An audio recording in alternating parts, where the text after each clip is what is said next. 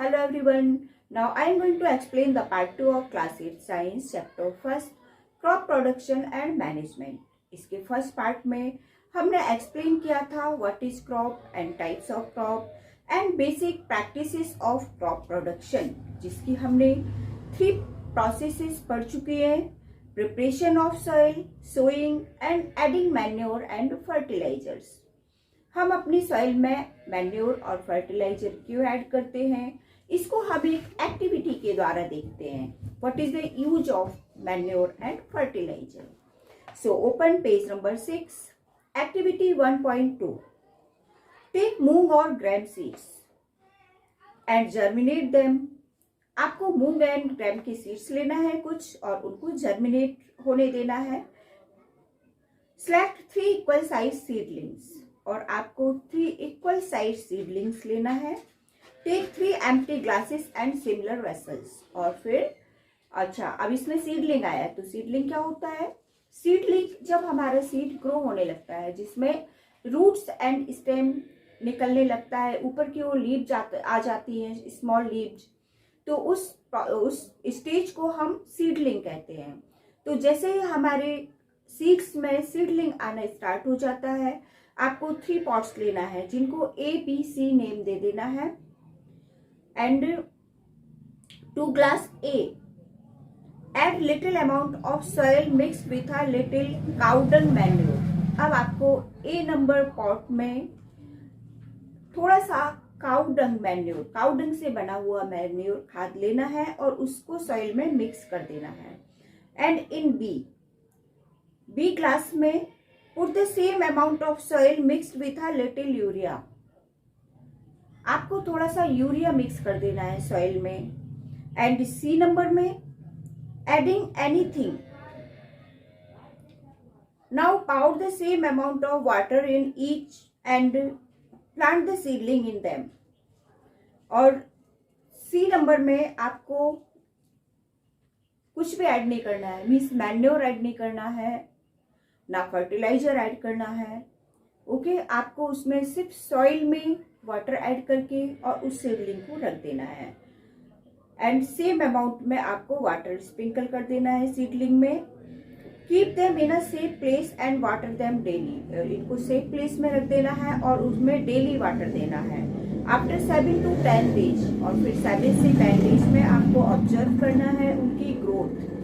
फिर देखना है, लुक एट दिस पिक्चर। इस पिक्चर में देखिए, picture 1.3A, preparation of the experiment. ये गर्ल्स यहाँ पर एक्सपेरिमेंट कर रही हैं। And B number, growing seedlings with manure and fertiliser.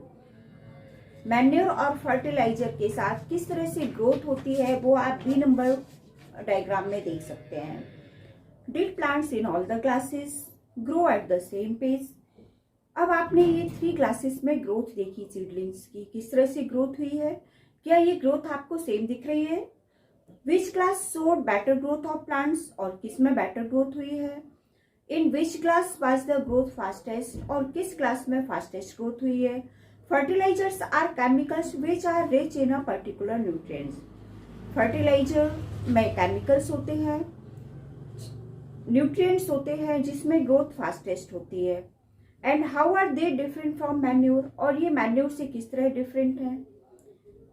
Fertilisers are produced in factories. Fertiliser हमारे फैक्ट्री में प्रोड्यूस होते हैं। Some example of fertilisers are urea, ammonium sulphate, super phosphate, potash and NPK। N means nitrogen, P means phosphorus and K means potassium. ये हमारी क्या है? ये fertilisers हैं। The use of fertilizers has helped farmers to get better yield of crops such as wheat, paddy and maize. Fertilizers farmers को better yield देते हैं, but excessive use of fertilizer, लेकिन जब हम उनका यूज excessive करते हैं, excessive means होता है अधिक मात्रा में करते हैं, तो has made the soil less fertile, तो हमारी soil की fertility कम हो जाती है।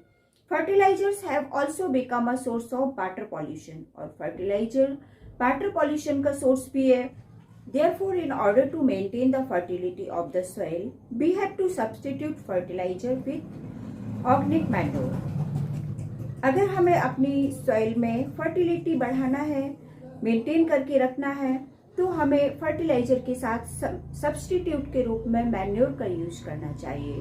अगर या तो हम मैन्योर का यूज करें या फिर अपनी सॉइल को 2 और 3 इयर्स के लिए ऐसे ही छोड़ दें, उसको हम कहते हैं अनकल्टिवेटेड या fallow. The use of manure improve soil texture. इस तरह मैन्योर का यूज करने से सॉइल में टेक्सचर आ जाता है and it's water retaining capacity, इसकी वाटर रिटेनिंग कैपेसिटी भी बढ़ जाती है। It replenishes the soil with nutrients, और ये सॉइल में न्यूट्रिएंट्स की कमी को पूरा कर देते हैं।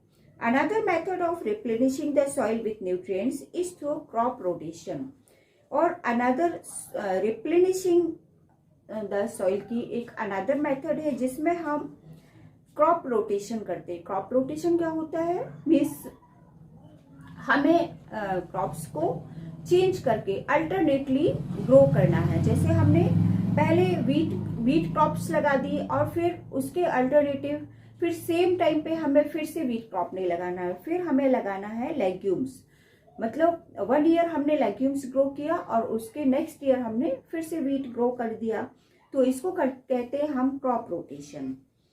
Earlier farmers in northern India, पहले नॉर्दर्न इंडिया में पीपल यूज करते थे ग्रो लेग्यूम्स एज फूडर इन 1 सीजन, एक सीजन में लेग्यूम का यूज करते थे, and in wheat the next season, और नेक्स्ट सीजन में वीट का यूज करते थे। This help in the replenishing the soil with nutrients, और इसकी हेल्प से सॉइल में न्यूट्रिएंट्स की मात्रा फिर से पूरी हो जाती थी। Farmers are being encouraged to adopt this practice, और फार्मर इस प्रैक्टिस का यूज करके अपनी क्रॉप्स को बहुत अच्छे से अच्छा ग्रो कर रहे हैं और इनकरेज हो रहे हैं। इन द प्रीवियस क्लासेस, आपने प्रीवियस क्लासेस में पढ़ा है, you have learn about rhizobium bacteria. Rhizobium bacteria के बारे में पढ़ा है। ये कहाँ पर होता है? Present in the nodules of the roots of leguminous plant, ये लेग्यूमिनस प्लांट की रूट में होता है। दे फिक्स एटमॉस्फेरिक नाइट्रोजन, ये एटमॉस्फेरिक नाइट्रोजन को फिक्स करता है। Now next page number 7, differences between fertiliser and manure. Fertiliser और मैन्योर में क्या डिफरेंस है? तो फर्स्ट पॉइंट देखते हैं। Fertiliser is man made inorganic salt. Fertiliser हमारा मैन मेड इनऑर्गेनिक साल्ट है। एंड मैन्योर क्या है? Manure is a natural substance obtained by the decomposition of cattle dung and animal residues। Dung means जैसे गाय भैंस के गोबर से ये बनाया जाता है, और एनिमल वेस्ट, एनिमल रेसिड्यूज जो होता है, कुछ लीव्स का वेस्ट होता है, ड्राई लीव्स वगैरह, इन सब के यूज से हम मैन्योर बनाते हैं। एंड फर्टिलाइजर एक इनऑर्गेनिक साल्ट है जिसको फैक्ट्रीज में बनाया जाता है। Second point, fertiliser is prepared in factories. Fertiliser factory में प्रिपेयर होता है। And manure can be prepared in the field, और मैन्योर को हम फील्ड में प्रिपेयर करते हैं। Fertiliser does not provide any humus in the soil. Fertiliser soil में ह्यूमस को प्रोवाइड नहीं करता है। And manure provides a lot of humus to the soil. And last point, fertiliser are very rich in plant nutrients. Fertiliser में बहुत सारे plant nutrients होते हैं, जैसे nitrogen, phosphorus, potassium. And manure is relatively less rich in plant nutrients, इसमें कुछ plant nutrients कम मात्रा में होते हैं। अभी आपने टेबल 1.1 में दोनों में डिफरेंस देखा। अब हम देखते हैं एडवांटेजेस ऑफ मैन्योर। मैन्योर के क्या एडवांटेज हैं? The organic manure is considered better than fertiliser. Organic manure को हम बेटर मानते हैं फर्टिलाइजर से।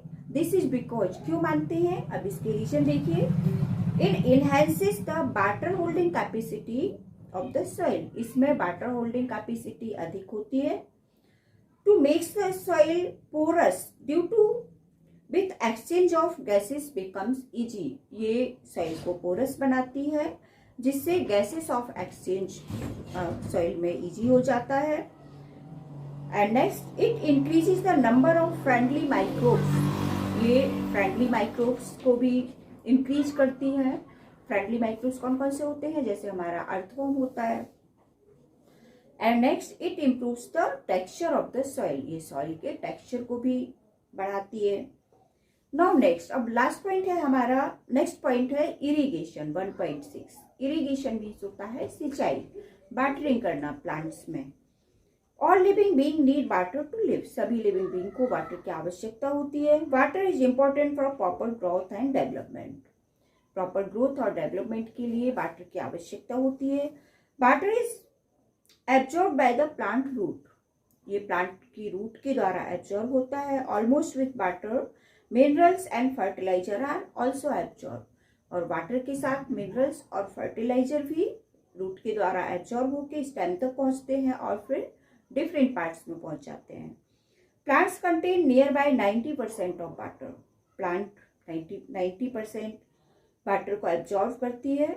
Water is essential because germination of seed does not take place under dry condition, water आवश्यक है क्यों, क्योंकि हमारे बिना वाटर के सीड्स में जर्मिनेशन नहीं होगा। Nutrients dissolve in water are transported to each part of the plant, और न्यूट्रिएंट्स का डेवलपमेंट उसके ईच पार्ट मतलब प्रत्येक पार्ट में आवश्यक है। Water also protect the crop, water crops को प्रोटेक्ट भी करते हैं from both frost and hot air current, उनको फ्रॉस्ट से और एयर करेंट से भी बचाते हैं। To maintain the moisture, soil में मॉइस्चर को भी मेंटेन रखते हैं। And healthy crops growth, and field have to water regularly, इसलिए हमें फील्ड को रेगुलरली वाटर करना चाहिए। The supply of water to crops at regular interval is called irrigation, हम अपनी सॉइल में रेगुलर इंटरवल में वाटरिंग करते हैं, उसको हम क्या कहते हैं, irrigation. The supply of water to crops at regular intervals, regular intervals क्या होता है, जैसे आपने जैसे अलग अलग क्रॉप्स होती हैं, किसी क्रॉप्स को रेगुलर वाटर यानी डेली को वाटर की आवश्यकता होती है, किसी को अल्टरनेट, जैसे आज आपने दे दिया फिर एक दिन छोड़ के फिर से वाटर दिया, इस तरह से एक रेगुलर इंटरवल में वाटर देना चाहिए। The time and frequency of irrigation varies from crop to crop, okay, जैसा अभी हमने बताया। Soil to soil and season to season, ये अलग अलग जो डिफरेंट काइंड ऑफ सॉइल होती है उस पर डिपेंड करता है, और क्रॉप टू क्रॉप क्रॉप्स पर भी डिपेंड करता है। जैसे किसी क्रॉप में हमें डेली वाटरिंग की आवश्यकता होती है, किसी में alternate, and season to season, जैसे रेनी सीजन में हमें वाटरिंग की आवश्यकता ही नहीं होती है, बारिश हो जाती है, ओके, एंड समर सीजन में वाटर की डेली आवश्यकता होती है, तो हमें the frequency of watering is higher, water हमें डेली देना होता है समर सीजन में। Why it is so, could it be due to the increase rate of evaporation of water, ये क्यों होता है, ऐसा हम क्यों करते हैं कि समर में हम डेली वाटर देते हैं, हमारी फ्रीक्वेंसी ऑफ वाटरिंग बढ़ जाती है, ये ऐसा इसलिए होता है क्योंकि increase rate of evaporation of water, water की एवेपोरेशन रेट बढ़ जाती है from the soil and the leaves, हमारी जो लीव्स हैं वो वाटर को क्या करती हैं, एवेपोरेट करती हैं, ओके। चलिए नेक्स्ट देख लेते हैं। अब यहाँ ये बूझो कुछ पूछ रहे हैं, I am very careful, I am very careful this year about watering the plants, last summer my plant dry up and died, ये कहते हैं कि इस साल ये बहुत ही केयरफुल है अपने प्लांट्स में वाटरिंग देने के लिए, क्योंकि लास्ट ईयर इनके प्लांट्स ड्राई अप हो गए थे और ड्राइड हो गए थे, ओके। नाउ नेक्स्ट है सोर्सेस ऑफ इरिगेशन, इरिगेशन के क्या सोर्स हैं, हम कैसे वाटर देते हैं प्लांट्स में। The sources of water for irrigation are wells, well के थ्रू मतलब कुएं के द्वारा, and tubewells, ponds, lakes, rivers, dams and canals, इन सभी के द्वारा हम वाटरिंग करते हैं प्लांट्स में, ओके। नाउ नेक्स्ट है हमारा पेज नंबर 8, इसमें कुछ फिगर्स बने हुए हैं। नाउ नेक्स्ट देखते हैं हम traditional method of irrigation, irrigation सिंचाई की कुछ ट्रेडिशनल मेथड्स आई हैं। The water available in wells, lake and canals, it's lifted up by different method, देखिए वाटर हमारे वेल में होता है, कैनल में होता है, लेकिन इसको लिफ्ट अप कैसे करते हैं, वेल से कैसे निकालते हैं वाटर और कैसे हम क्रॉप्स में डालते हैं, तो इनके लिए अलग अलग डिफरेंट मेथड हैं। कैटल्स और human labour is use to these method, cattle और ह्यूमन मेथड्स के यूज करते हैं। So these methods are cheaper but less efficient. ये मेथड हमारी चीपर है लेकिन बहुत इफिशिएंट है। The various traditional ways are, ये कुछ ट्रेडिशनल वे हैं, जैसे moat, MOAT, moat pulley system. First diagram 1.4 में आप देख रहे हैं, 1.4 ए नंबर में देख रहे हैं, इसमें पुली लगी हुई है, इससे वाटर निकाल रहे हैं। तो ये पुली सिस्टम है, इसको मोट भी कहते हैं और पुली सिस्टम, इसमें वाटर निकाल के डाला जा रहा है। नाउ नेक्स्ट है हमारा चैन पंप। बी नंबर डायग्राम में देखिए 1.4 बी चैन पंप, यहाँ पे चैन पंप के द्वारा वाटरिंग हो रही है। नाउ सी ढेकली। सी नंबर डायग्राम में आप देखिए ये ढेकली बनी हुई है और ढेकली के द्वारा डाला जा रहा है वाटर। एंड नाउ डी रहट, इसको कहते हैं रहट, लीवर सिस्टम। 1.4 डी नंबर, इसमें ये देखिए ब्लॉक के द्वारा बुलॉक बैल बने हुए हैं, बैल इस तरह से चलता है और आपके जो रहट सिस्टम के द्वारा वाटर, ये डिफरेंट बॉक्स बने हुए हैं, ये व्हाइट कलर के बॉक्स आपको दिख रहे हैं, इसके द्वारा ये बॉक्स नीचे जाते हैं और नीचे से वाटर फिल करके ऊपर ले आते हैं और फिर ये वाटर हमारा क्रॉप्स में चला जाता है। Pumps are commonly use to lifting water, pump का यूज भी करते हैं हम वाटर को लिफ्ट अप करने के लिए। डीजल, बायोगैस, इलेक्ट्रिसिटी और solar energy use to run these pump. इन पंप को रन करने के लिए हम डीजल, बायोगैस और इलेक्ट्रिसिटी का और सोलर यूज का भी करते हैं, सोलर का भी यूज करते हैं, सोलर सिस्टम का। ओके, नाउ नेक्स्ट है हमारा page number 9, modern method of irrigation. ये जो इसके पहले हमने पढ़ी थी, ये थी ट्रेडिशनल मेथड, जो पहले यूज करते थे farmers.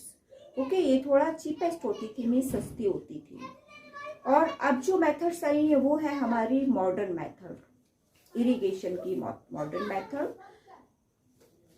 Modern methods are irrigation help us to use water economically. The main methods are, अब ये कौन कौन सी मेथड है वो देख लेते हैं। फर्स्ट है हमारा स्प्रिंकलर सिस्टम, मतलब प्लांट्स में वाटर को स्प्रिंकल सिस्टम के द्वारा स्प्रिंकल करना, छिड़कना। ओके, तो ये 1.1 A number, look at this diagram student, sprinkler system. This system is more useful on the uneven land where sufficient water is not available. ये उस लैंड के लिए आवश्यक है जहां पर अनइवन होता है, मीन्स कहीं ऊपर कहीं नीचे। The perpendicular pipes having rotating nozzles on tap, यहाँ पे ये टॉप लगाया हुआ है, टॉप पर एक नोजल लगाया हुआ है। ओके, यहाँ पाइप के द्वारा, पंप के द्वारा नीचे से वेल से पानी आ रहा है और फिर पाइप के द्वारा, ये पाइप बना हुआ है, पाइप के द्वारा नीचे जा रहा है। Are join to the main pipeline, जो rotating nozzle on the top पर जो नोजल्स है हमारा वो मेन पाइपलाइन में ज्वाइंट है। And when the water is allowed to flow through the main pipe, जब मेन पाइप से वाटर आता है फ्लो होके under pressure with the help of a pump की हेल्प से, it escapes from the rotating nozzle. तो ये हमारा जो नोजल है वो एस्केप हो जाता है, मीन्स खुल जाता है। It gets sprinkle on the crop as if it is raining, और फिर हमारी क्रॉप्स पर ये वाटर को स्प्रिंकल कर देता है। जिस तरह से बारिश होती है उसी तरह से ये वाटर स्प्रिंकल हो जाता है। Sprinkle is very useful for lawns, ये लॉन में भी यूजफुल है, कॉफी प्लांटेशन में एंड सेवरल अदर क्रॉप्स में, सभी अदर क्रॉप्स में ये यूजफुल है। नाउ सेकेंड है हमारा ड्रिप सिस्टम, इसको भी हम सेकेंड 1.5 बी नंबर डायग्राम में देख सकते हैं। ड्रिप सिस्टम थोड़ा सा डिफरेंट है हमारा स्प्रिंकलर सिस्टम से। In this system the water falls drop by drop directly near the roots. इसमें जो वाटर है वो ड्रॉप बाय ड्रॉप रूट के पास ही गिरता है। So it is called drip system, इसीलिए इस सिस्टम को हम ड्रिप सिस्टम कहते हैं। It is the best technique for watering fruits, plants and gardens and trees. ये हमारी बेस्ट टेक्निक है फ्रूट्स के लिए, प्लांट्स के लिए और गार्डन्स और ट्रीज के लिए भी। Water is not wasted at all, इसमें वाटर बिल्कुल भी वेस्ट नहीं होता है। It is a boon in the region where availability of water is poor. ये वहां पर सक्सेस है जहां पर वाटर की कमी होती है, वाटर बहुत कम होता है, उन एरिया में ड्रिप सिस्टम को यूज करते हैं।